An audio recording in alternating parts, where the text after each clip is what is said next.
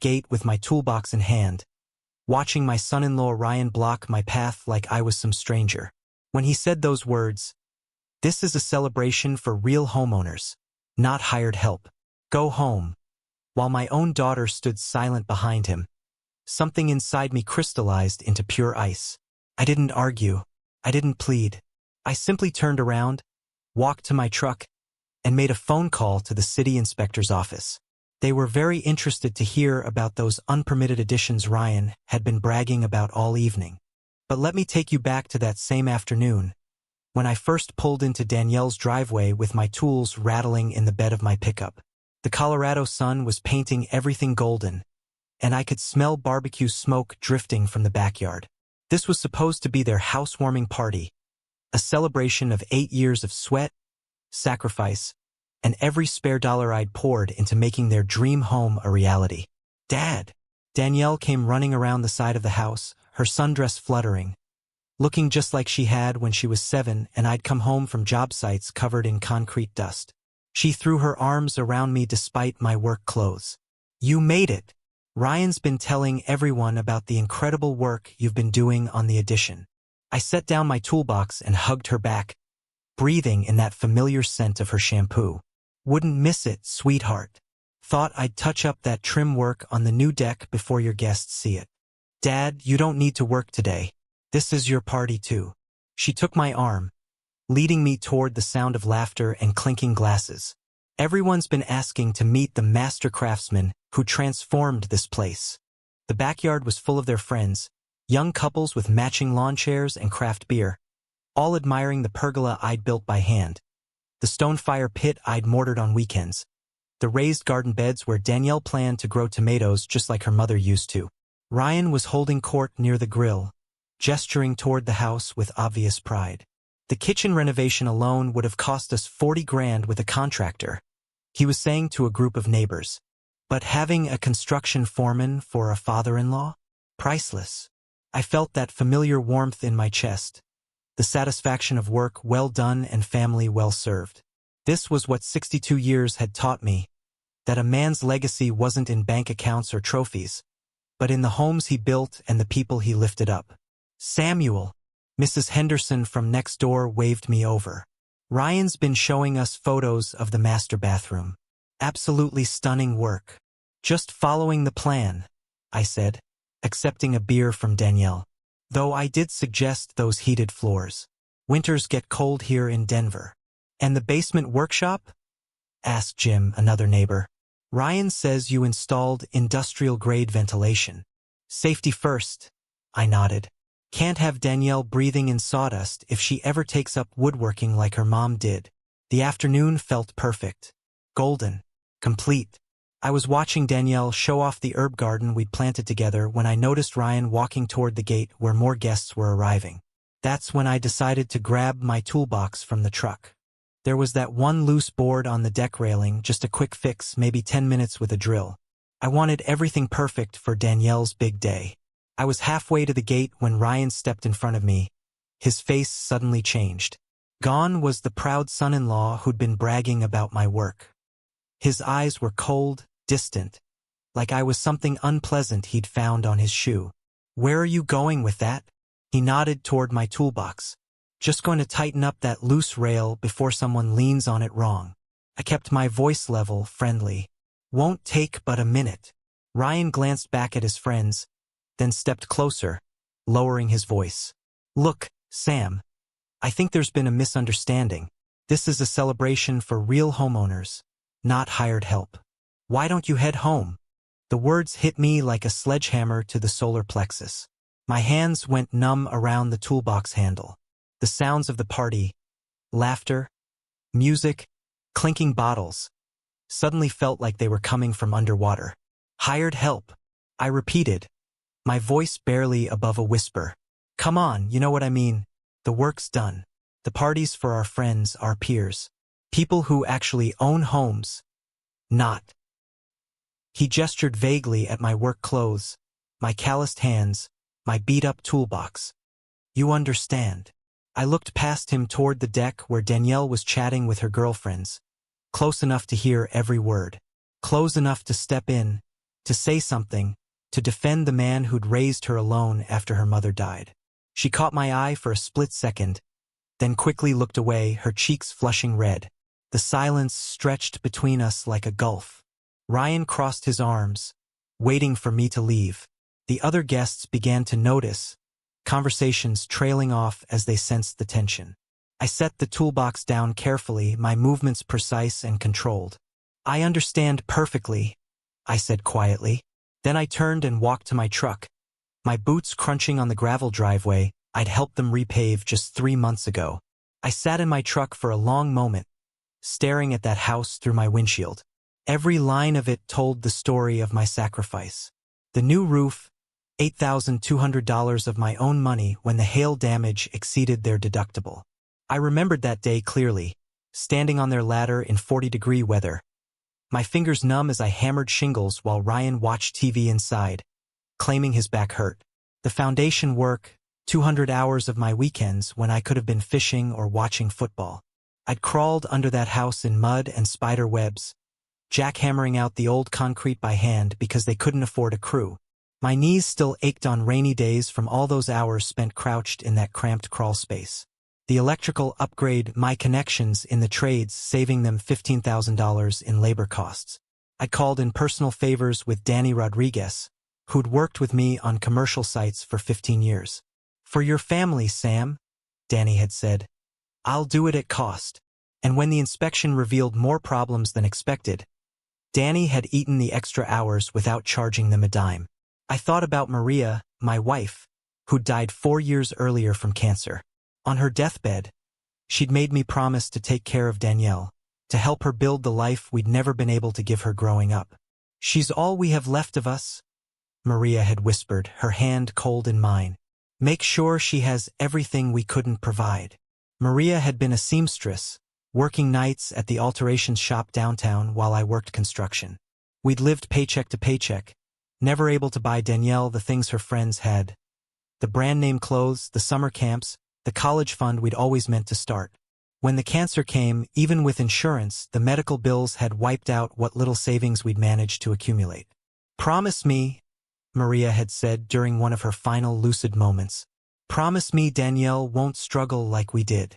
So I'd sold Maria's jewelry, her grandmother's wedding ring that had come from Ireland in 1923, the pearl earrings I'd saved 3 months of overtime to buy for our 20th anniversary, the small diamond pendant she'd worn to Danielle's high school graduation, $12,000 from the pawn shop on Colfax, money I'd handed over to Danielle and Ryan for their down payment. "Consider it an early inheritance," I'd told them, watching my daughter cry with happiness while my own heart broke remembering Maria fastening that necklace every Sunday for church.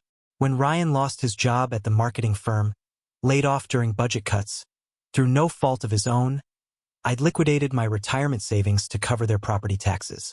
Another $8,400 that I'd planned to use for a fishing cabin up in the mountains. The same cabin Maria and I had dreamed about during those long nights when chemo kept her awake.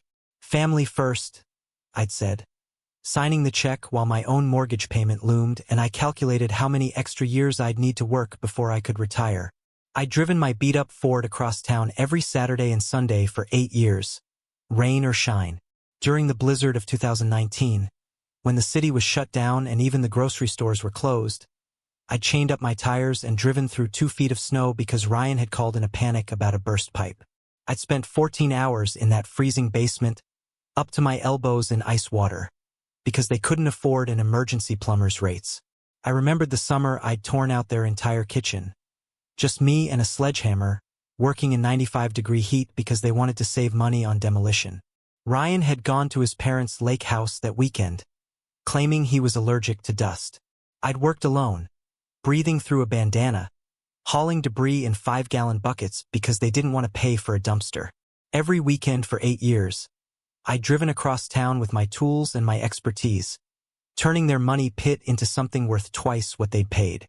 I'd installed plumbing, rewired electrical systems, built custom cabinets with my own hands using skills I'd developed over 3 decades in the trades.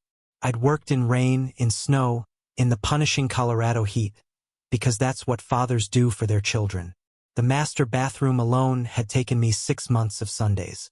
hand-laying Italian tile, installing a custom shower system, building a vanity from oak I'd milled myself. The kind of work that would have cost them $35,000 with a contractor.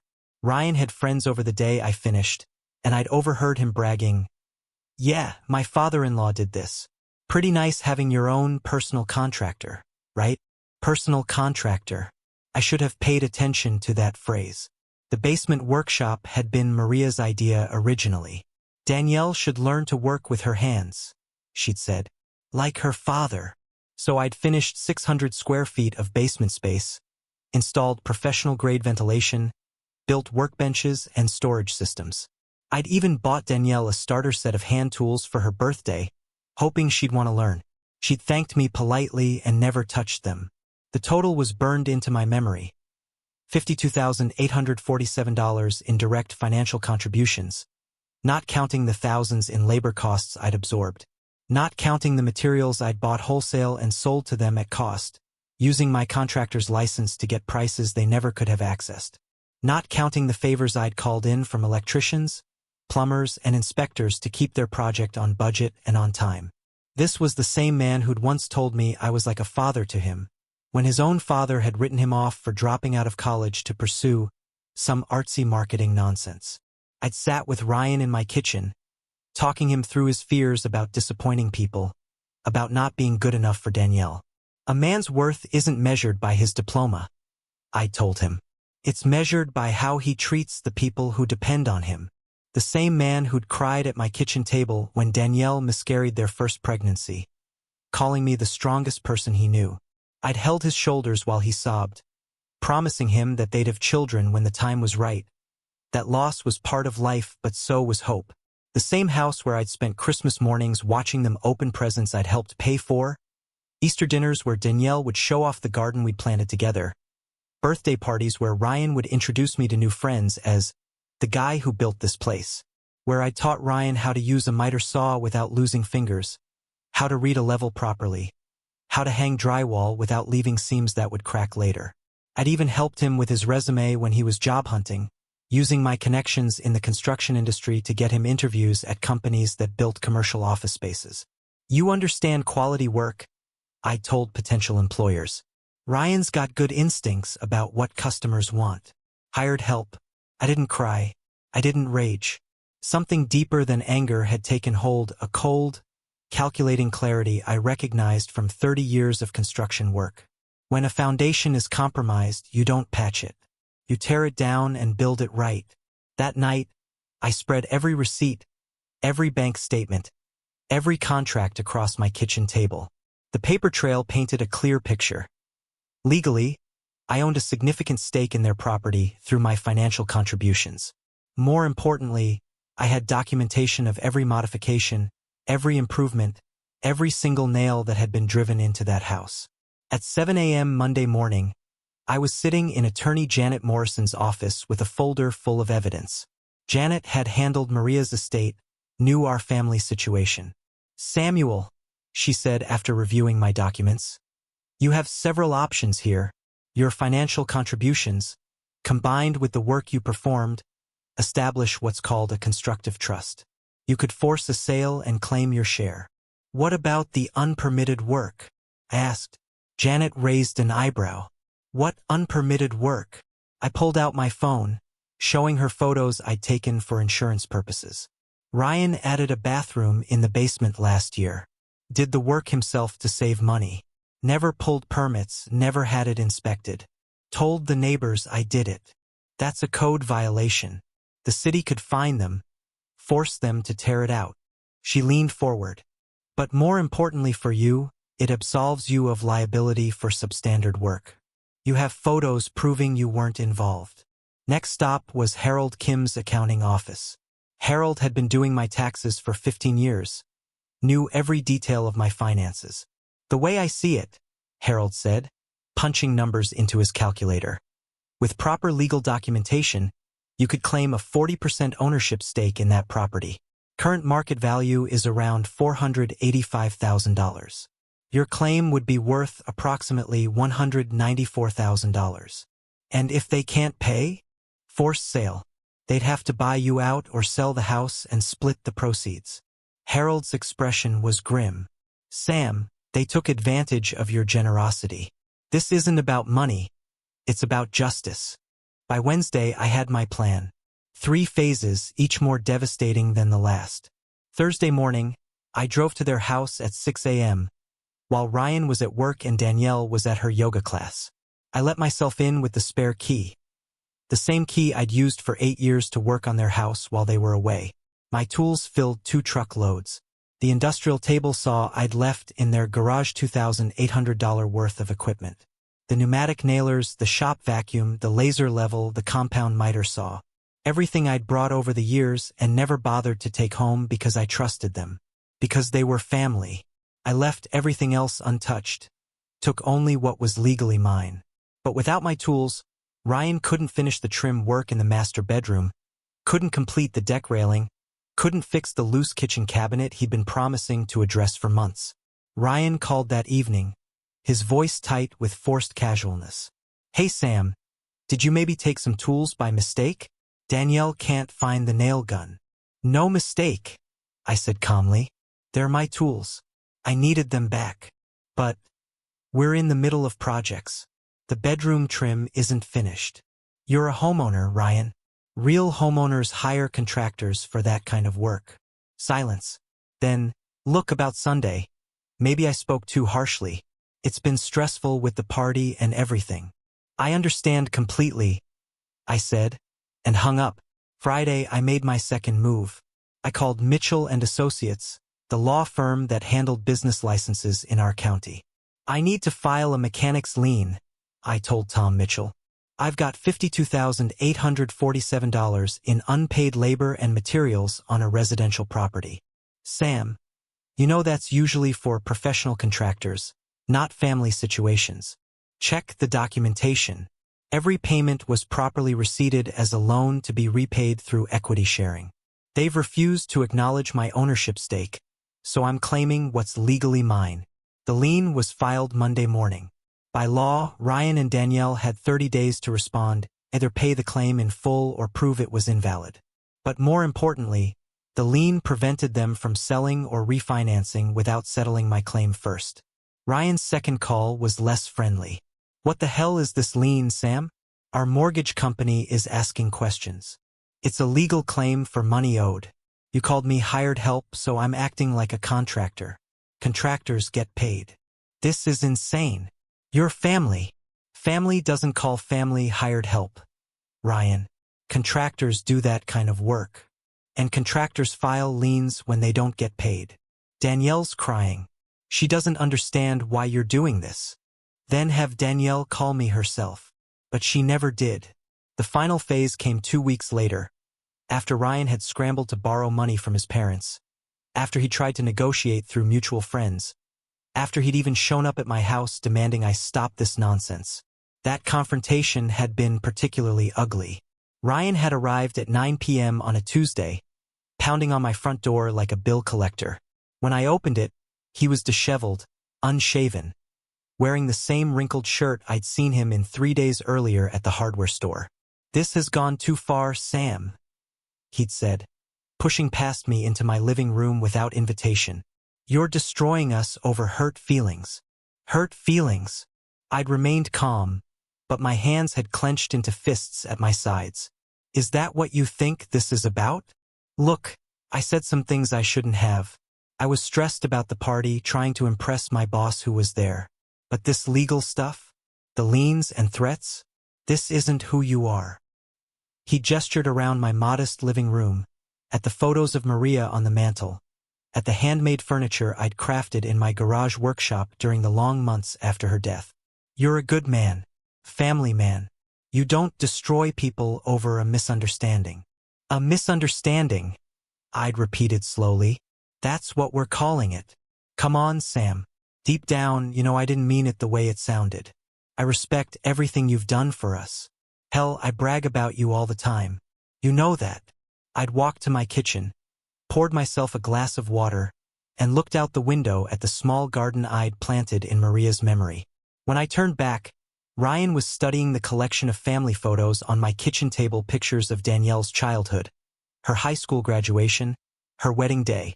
"You want to know what I remember about your wedding day, Ryan?" I said quietly. "Sam, you pulled me aside during the reception. Told me you were nervous about being a good husband, about being worthy of Danielle. You asked me what the secret was to a happy marriage." Ryan had shifted uncomfortably, his eyes fixed on the photos. "I told you the same thing I'm telling you now. Respect. It's the foundation everything else is built on. Without it, nothing else matters. Not love, not history, not shared dreams. Respect is what separates family from strangers. But I do respect you." "No." I set down my water glass with deliberate precision. "You respect my usefulness. You respect my bank account and my tool collection and my connections in the trades. But you don't respect me as a man. If you did, you never would have called me hired help in front of a crowd of people." Ryan had run his hands through his hair, a gesture I recognized from years of watching him struggle with difficult decisions. It was a stupid thing to say. I was trying to sound important in front of my coworkers. "You know how it is." "No, I don't know how it is. Because I've never been so insecure that I had to humiliate someone else to feel important. Especially not someone who sacrificed for me." "Then what do you want? An apology? Fine. I'm sorry. I'm sorry I hurt your feelings. I'm sorry I was thoughtless. What else do you need to hear?" I'd studied his face, searching for genuine remorse, for real understanding of what he'd done. All I saw was frustrated confusion, like he was apologizing to a child who was upset over something incomprehensible. "I want you to understand what you took from me that day," I'd said finally. "For 8 years, I was your father-in-law, your mentor, your friend. I was the guy you called when your pipes froze, when your car wouldn't start, when you needed advice about anything from taxes to marriage problems. In 10 seconds, you reduced me to hired help, a service provider, someone beneath you. That's not what I meant." "It doesn't matter what you meant, Ryan. It matters what you said, and it matters that my daughter stood there and let you say it. Actions have consequences. Words have power. And some things, once broken, can't be fixed with an apology." He'd left that night angrier than when he'd arrived, slamming my front door hard enough to rattle the windows. Mrs. Patterson from next door had called the next morning to ask if I was all right, having heard the shouting. So when I made my final move, it was with complete clarity of purpose. I made a simple phone call to Denver's Building Code Enforcement Office. "I'd like to report unpermitted construction at 2847 Maple Grove Drive," I told Inspector Rodriguez, a man I'd worked with on dozens of commercial projects over the years. "Bathroom addition in the basement, electrical work, plumbing modifications. All done without permits. Do you have documentation, Sam? Photos, receipts for materials purchased, witness statements from neighbors who saw the work being performed. The homeowner has been telling people I did the work, but I have evidence proving I wasn't involved in the unpermitted additions." Rodriguez had sighed heavily. He'd seen this scenario before, homeowners trying to save money by doing work themselves, then blaming contractors when problems arose. "How serious are we talking? Full bathroom installation without permits. Electrical circuits added to an existing panel without inspection. Plumbing tie-ins that bypass the main shutoff. And the homeowner has been representing this work as professionally done, which is damaging my reputation in the community. I'll schedule an inspection for next week. Sam, you know I have to be thorough on something like this." "I'm counting on it, Rodriguez. My reputation depends on it." The inspection was scheduled for the following Thursday. I wasn't there to watch, but I heard about it from Mrs. Henderson, who saw the city trucks and the inspector walking through the backyard with his clipboard and camera. She said Rodriguez had spent 3 hours in that basement, taking photos and measurements, occasionally shaking his head. The violation notice was posted Friday afternoon. $18,000 in fines for unpermitted construction, plus mandatory remediation under licensed contractor supervision. The basement bathroom would have to be torn out and rebuilt to code. Not just the fixtures, but the entire subfloor that had been improperly waterproofed. The electrical work would need complete reinspection after the circuits were rewired by a licensed electrician. The plumbing would require pressure testing and city approval, which meant opening up walls to access connection points. Rodriguez had included a personal note in his report, something I learned about later through Danny Rodriguez. No relation to the inspector. Homeowner claimed work was performed by Samuel Ortega, licensed contractor. Investigation revealed Mr. Ortega was not involved in unpermitted modifications. Homeowner performed substandard work himself and attempted to deflect responsibility. That evening, I published a detailed post on Denver Contractors Forum, a website where local tradesmen shared advice and references. I included before and after photos of my permitted work on the kitchen, the master bathroom, the deck addition. Professional, meticulous documentation of work completed to code, with inspection certificates and permit numbers clearly visible. Clearing my reputation, the post was titled, "Recent False Claims About Substandard Electrical Work at Maple Grove Drive Property." Attached documentation proves permitted work was completed under proper supervision with city inspection approval. Homeowners' unpermitted additions were not performed by undersigned contractor. Photos attached show difference between professional work, kitchen, master bath, and DIY modifications, basement bathroom, that failed code inspection. The post went viral in our small construction community. Within days, 3 contractors had shared it on their own social media, praising the quality of my work and expressing outrage at homeowners who tried to blame contractors for their own code violations. Tom Bradley from Bradley Electric commented, "Sam Ortega's work is always top-notch. Any homeowner blaming him for shoddy electrical is lying through their teeth." More comments followed. Guys I'd worked with for decades, vouching for my professionalism and integrity. Danny Rodriguez shared photos from a commercial project we'd completed the previous year, highlighting the clean conduit runs and perfectly labeled panels. "This is what Sam Ortega's electrical work looks like. Anyone saying different is full of it." The attention brought me new business. 3 homeowners contacted me through the forum, asking for quotes on bathroom renovations. "We saw your post," one explained. "The quality of your work speaks for itself. We want someone who does things right the first time." But more than the business opportunities, the response from my peers validated something I'd begun to doubt.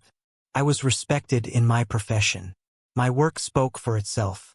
The only people who saw me as hired help were the ones who'd never earned the right to judge me in the first place.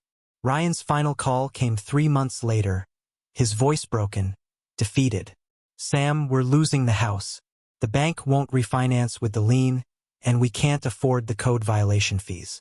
Danielle's parents won't help anymore. My credit is destroyed." "I'm sorry to hear that," I said, meaning it. I'd never wanted to destroy them, just to be treated with basic human dignity. "She wants to talk to you, Danielle.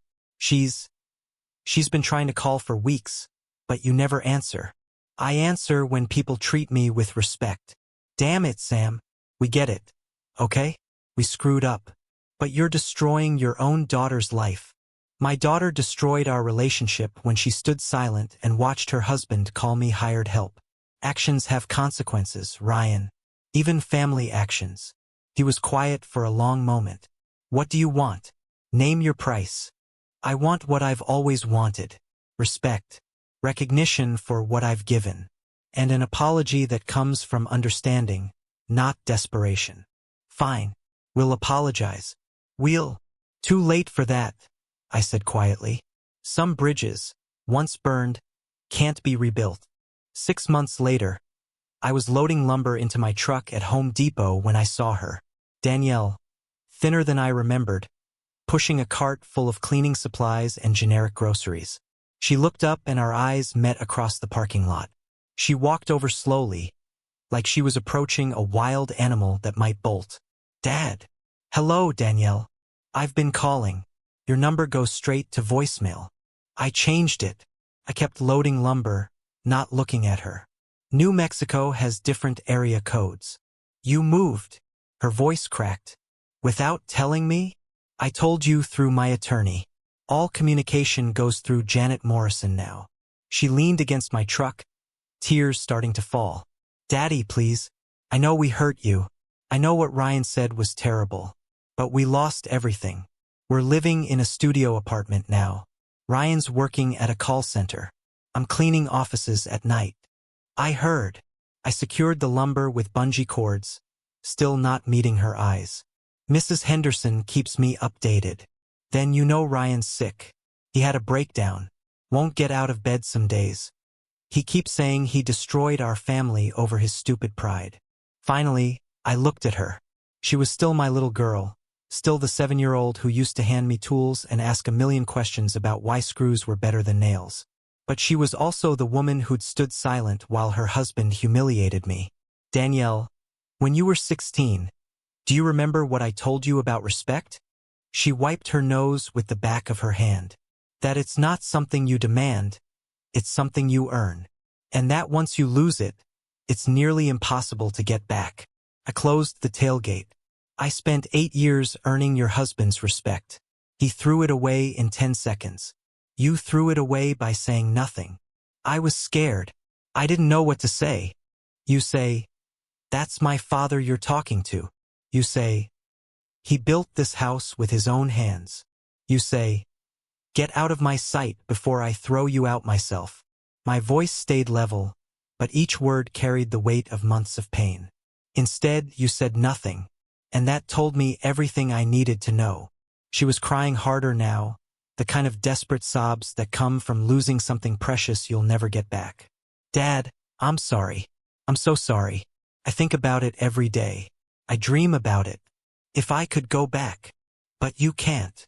I climbed into the driver's seat. "Danielle, I loved you enough to sacrifice everything I had. My retirement, my peace, my own future. I did it gladly because you were my daughter. But love is a two-way street.